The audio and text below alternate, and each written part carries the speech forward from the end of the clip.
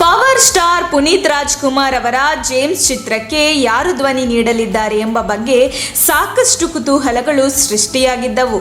ಆದರೆ ಇದೀಗ ಅಂತಿಮವಾಗಿ ನಟ ಶಿವರಾಜ್ಕುಮಾರ್ ಅವರು ಜೇಮ್ಸ್ ಚಿತ್ರಕ್ಕೆ ಧ್ವನಿ ನೀಡಿದ್ದಾರೆ. 2.5 ದಿನಗಳ ಕಾಲ ಡಬ್ ಮಾಡಿರುವ ಶಿವರಾಜ್ಕುಮಾರ್ ಪುನೀತ್ ಪಾತ್ರದ ಡಬ್ಬಿಂಗ್ ಕೆಲಸವನ್ನು ಪೂರ್ಣ ಮಾಡಿದ್ದಾರೆ.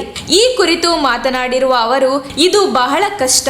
ಕಾರಣ, ತಮ್ಮನ ಮುಖ ನೋಡಿ ಧ್ವನಿ ನೀಡುವುದು ಬಹಳ ಸವಾಲಿನ ಕೆಲಸ. ಆದರೆ ಎಲ್ಲರೂ ಕೇಳಿದಾಗ ಇಲ್ಲ ಅನ್ನಲು ಆಗಲಿಲ್ಲ. ಡಬ್ ಮಾಡಿ ಮುಗಿಸಿದ್ದೇನೆ ಎಂದು ನುಡಿದಿದ್ದಾರೆ. ಡಬ್ಬಿಂಗ್ ಸಮಯದಲ್ಲಿನ ಸವಾಲಿನ ಕುರಿತು ಮಾತನಾಡಿದ ಅವರು, ಪುನೀತ್ ಧ್ವನಿಯನ್ನು ಹೊಂದಿಸುವುದು ಬಹಳ ಕಷ್ಟ.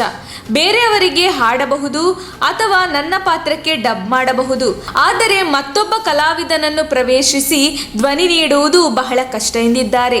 ಆದಾಗ್ಯೂ ಪ್ರಯತ್ನ ಪಟ್ಟಿದ್ದೇನೆ ಎಂದಿರುವ ಶಿವಣ್ಣ, ಎಲ್ಲರಿಗೂ ಇಷ್ಟವಾಗಬಹುದು ಎಂಬ ಭರವಸೆಯನ್ನು ವ್ಯಕ್ತಪಡಿಸಿದ್ದಾರೆ.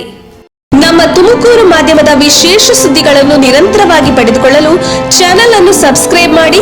ಕ್ಷಣ ಕ್ಷಣದ ಸುದ್ದಿಗಳಿಗಾಗಿ www.nammathumakuru.com ಗೆ ಭೇಟಿ ನೀಡಿ.